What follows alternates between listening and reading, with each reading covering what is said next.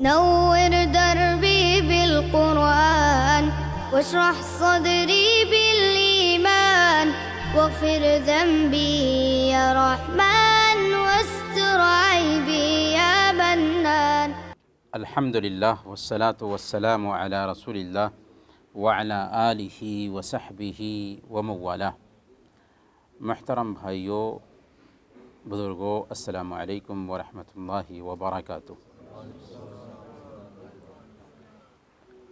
ہر دن کے جیسے آج اس فجر کے بعد کے درس میں انشاءاللہ چوتھے پارہ کی چند منتخب آیات جو ہے نا ہم سمجھنے کی کوشش کریں گے۔ چوتھے پارہ کی شروعات میں اللہ تعالیٰ فرماتا ہے سورہ آل عمران میں، لن تنالوا البر حتى تنفقوا مما تحبون، تم ہرگز نیکی نہیں پا سکو گے جب تک کہ تم اپنی پسندیدہ چیز اللہ کے راستے میں خرچ نہ کرو۔ جب یہ آیت کریمہ اتری تو حضرت ابو طلحہ انصاری رضی اللہ تعالیٰ عنہ، جو مدینہ کے بہت ہی مالدار ترین صحابی تھے، اللہ کے نبی صلی اللہ علیہ وسلم کے پاس گئے اور انہوں نے ذکر کیا کہ میرے پاس بیر و حا نہایت ہی قیمتی مال ہے، میں اسے اللہ کے راستے میں خرچ کرنا چاہتا ہوں۔ آپ نے فرمایا دیکھو یہ بہت ہی قیمتی ہے، میرا مشورہ ہوگا کہ اپنے رشتہ داروں میں اسے تقسیم کر دو، اللہ کے راستے میں ہو جائے گا۔ چنانچہ انہوں نے اپنے رشتہ داروں میں اسے تقسیم کر دیا۔ سورہ آل عمران آیت نمبر 97 میں اللہ فرماتا ہے، وَلِلَّهِ عَلَى النَّاسِ حِجُّ الْبَيْتِ مَنِ اسْتَطَاعَ إِلَيْهِ سَبِيلًا وَمَنْ كَفَرَ فَإِنَّ اللَّهَ غَنِيٌّ عَنِ الْعَالَمِينَ، کہ اللہ نے ان لوگوں پر جو اس کی طرف جانے کی طاقت رکھتے ہوں اس گھر کا حج کرنا فرض ٹھہرایا ہے، اور جو کوئی کفر کرے، ومن کفر، جو کوئی کفر کرے، جو کوئی انکار کرے، مطلب حج کے لیے طاقت رکھنے کے باوجود نہ جائے، اللہ تعالیٰ تمام دنیا سے بے پرواہ ہے۔ تو اس آیت کریمہ سے دراصل ہمیں پتہ چلتا ہے کہ صاحب استطاعت پر زندگی میں ایک مرتبہ حج کرنا فرض ہے اور اس میں ٹال مٹول نہیں ہونا چاہیے۔ اسی طریقے سے اللہ تعالیٰ نے اس پارہ میں سورہ آل عمران آیت نمبر 103 میں فرمایا، وَاعْتَصِمُوا بِحَبْلِ اللَّهِ جَمِيعًا وَلَا تَفَرَّقُوا، اللہ کی رسی کو سب مل کر کے مضبوطی سے تھام لو اور الگ الگ جماعتوں میں نہ پھٹ جاؤ، پھوٹ نہ ڈالو آپس میں۔ گویا کہ اس میں اللہ تعالیٰ نے یہ پیغام دیا کہ آپس میں اتحاد رکھو، آپس میں اپنے حالات کو سدھار کر رکھو اور الگ الگ جماعتوں اور الگ الگ گروہوں میں مت بٹ جاؤ۔ یاد رکھیں، اگر اس قوم کا اتحاد ہو سکتا ہے، امت مسلمہ اگر متحد ہو سکتی ہے تو کتاب و سنت کی بنیاد پر ہی۔ اور کتاب و سنت کی بنیاد پر کیسے؟ کہ قرآن اور حدیث کو ویسے ہی سمجھیں جیسے صحابہ نے سمجھا تھا۔ آگے سورہ آل عمران آیت نمبر 110 میں اللہ فرماتا ہے، کنتم خیر امت، تم بہترین امت ہو۔ کسے کہا جا رہا ہے بہترین امت؟ امت محمدیہ کو کہا جا رہا ہے بہترین امت۔ کس بنیاد پر بہترین امت ہو؟ اللہ تعالیٰ نے کام بتایا، اخرجت للناس، تمہیں لوگوں کے لیے برپا کیا گیا ہے، لوگوں کے لیے نکالا گیا ہے۔ تأمرون بالمعروف وتنہون عن المنکر وتؤمنون باللہ، تم بھلائی کا حکم دیتے ہو، برائی سے روکتے ہو، اللہ پر ایمان رکھتے ہو۔ گویا کہ اللہ تعالیٰ نے اس امت کو اگر امتیازی وصف عطا کیا بہترین امت ہونے کا، تو اس کا کام بتایا کہ تم اپنے لیے نہیں بلکہ انسانوں کے لیے برپا کیے گئے ہو، تمہارا کام ہے بھلائی کا حکم دینا، برائی سے روکنا۔ اگر یہ کام ہم نہیں کریں گے تو ہم کسی صورت میں خیر امت نہیں ہو سکتے۔ آگے کی آیات تقریباً سورہ آل عمران کی آیت نمبر 121 سے لے کر کے 158 تک، اس بیچ میں دوسرے بھی احکام ہیں، لیکن ان آیات میں اللہ تعالیٰ نے جنگ احد اور جنگ بدر کا تذکرہ کیا ہے۔ جنگ بدر میں کیا تھا؟ 313 نہتے مسلمان تھے اور 1000 کفر کی فوج سے مقابلہ کرنا تھا، لیکن اللہ رب العالمین نے ایمان والوں کی مدد فرمائی، 1000 کی تعداد میں فرشتوں کو بھیجا اور اس طریقے سے مسلمانوں نے کفار کے پر خچے اڑا دیے۔ پھر جنگ احد میں کفار اللہ کے نبی صلی اللہ علیہ وسلم سے، صحابہ کرام سے بدلہ لینے کے لیے زبردست تیاری کرتے ہیں۔ اللہ کے نبی صلی اللہ علیہ وسلم بھی ان کے مقابلہ کے لیے نکلتے ہیں۔ 1000 کی تعداد میں جب مقام شوط پہنچتے ہیں تو عبداللہ بن ابی نے 300 لوگوں کو اپنے ساتھ لے کر کے اس فوج سے الگ کر لیا۔ اس طرح 700 کی تعداد میں اللہ کے نبی صلی اللہ علیہ وسلم احد کے مقام پر آتے ہیں۔ صحابہ کرام نے جنگ میں زور و شور سے حصہ لیا، لیکن 50 تیر اندازوں کی ہلکی سی کوتاہی کی وجہ سے جیتی ہوئی جنگ ہار میں بدل گئی۔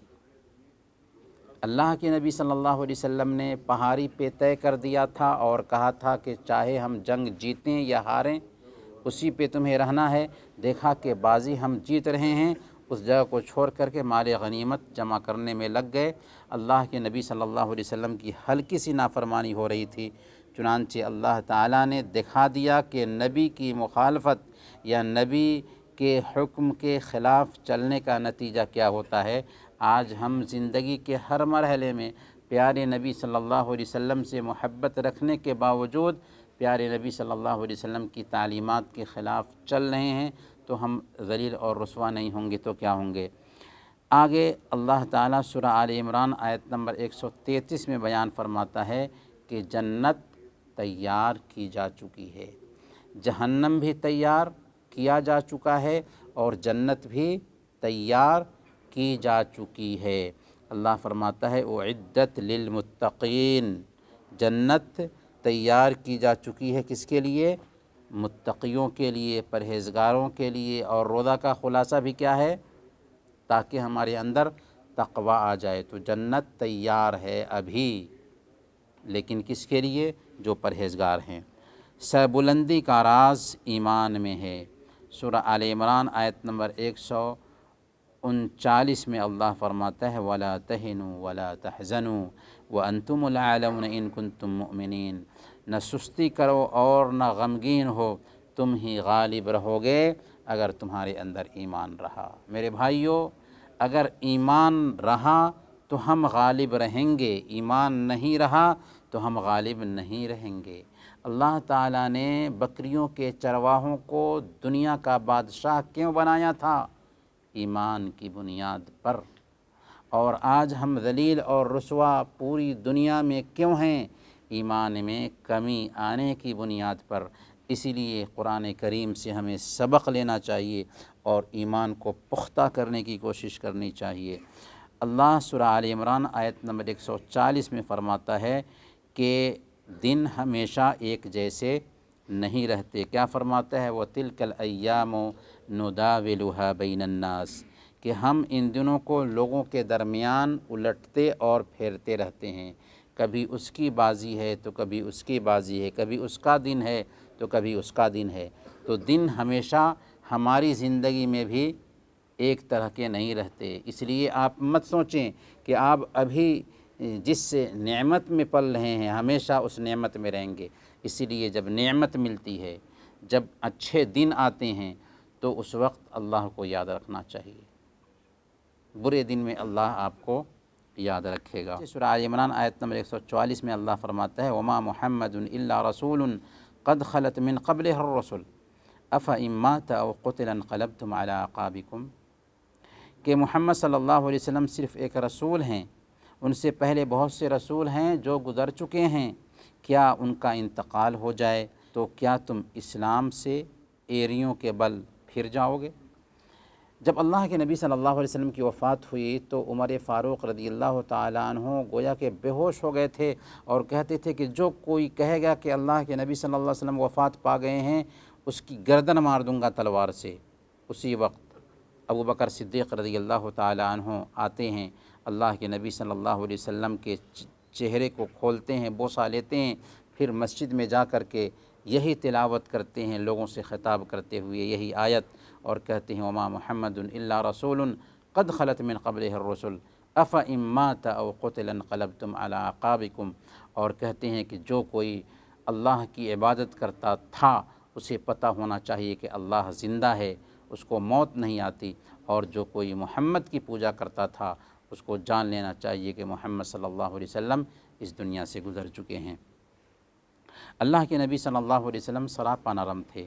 سورہ آل عمران آیت نمبر 159 میں اللہ فرماتا ہے فَبِمَا رَحْمَةٍ مِّنَ اللَّهِ لِنْتَ لَهُمْ وَلَوْ كُنْتَ فَظًّا غَلِيظَ الْقَلْبِ لَانفَضُّوا مِنْ حَوْلِكَ، کہ اللہ کی رحمت کی وجہ سے آپ نرم دل ہیں، اگر آپ بد زبان ہوتے، سخت دل ہوتے تو یہ آپ کے پاس سے چھٹ جاتے۔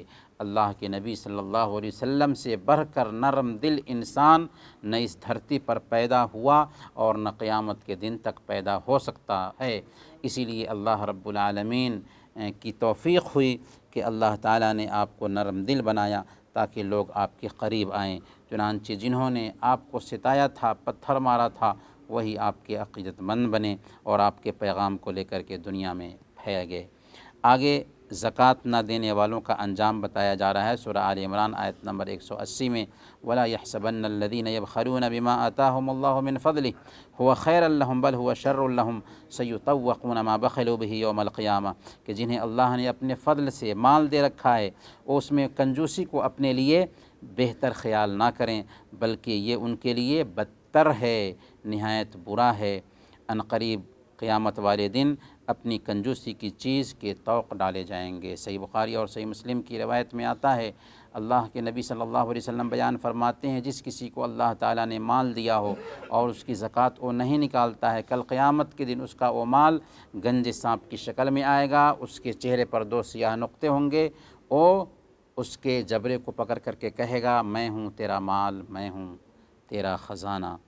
کامیاب کون ہے؟ اللہ تعالیٰ نے سورہ آل عمران آیت نمبر 185 میں بیان فرمایا فَمَنْ زُحْزِحَ عَنِ النَّارِ وَأُدْخِلَ الْجَنَّةَ فَقَدْ فَازَ، جو جہنم سے بچا لیا گیا اور جنت میں داخل کر دیا گیا، اصل وہی کامیاب ہے، اصل کامیابی وہی ہے۔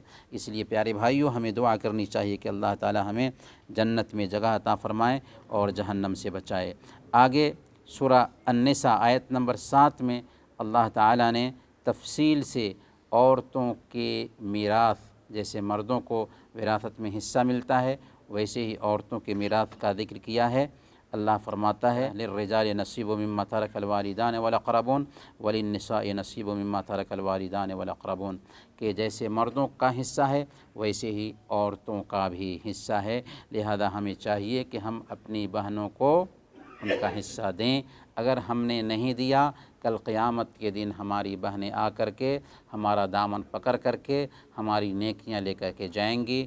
کچھ بہانے نہیں چلتے کہ ان کی شادی میں خرچ کیا تھا، قطعاً نہیں، ان کا وہ حق ہے، اور آپ اگر ان کو نہیں دیتے ہیں اور ڈکار جاتے ہیں تو کل قیامت کے دن آپ ظالم ہوں گے اور آپ کی بہنیں آ کر کے اپنا حق لے کر کے جائیں گے۔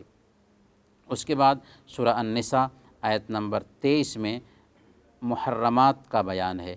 محرمات جن سے شادی نہیں کی جا سکتی، 7 نسب سے عورتیں حرام ٹھہرتی ہیں اور 7 رضاعت سے حرام ٹھہرتی ہیں۔ کون سی عورتیں ہیں؟ ماں، بیٹی، بہن، بھتیجی، بھانجی، پھوپھی اور خالہ، اور یہی 7 عورتیں رضاعت سے بھی حرام ٹھہرتی ہیں۔ کچھ عورتیں ہیں جو شادی کے ذریعہ حرام ٹھہرتی ہیں، جیسے ساس، بیوی کی بیٹی، 2 سگی بہنوں کو ایک ساتھ اکٹھا کرنا، اسی طریقے سے باپ کی بیوی اور حدیث سے یہ بھی ثابت ہے کہ بھتیجی اور پھوپھی کو اور بھانجی اور خالہ کو ایک ساتھ جمع کرنا۔ تو یہ چند آیاتیں تھیں جن کا مفہوم ہم نے سمجھنے کی کوشش کی۔ اللہ تعالیٰ سے دعا ہے کہ اللہ تعالیٰ ہم سب کو قرآن کریم کو سمجھنے اور اس پر عمل کرنے کی توفیق عطا فرمائیں۔ آمین۔ وصلی اللہ علی نبینا محمد وعلی آلہ وصحبہ۔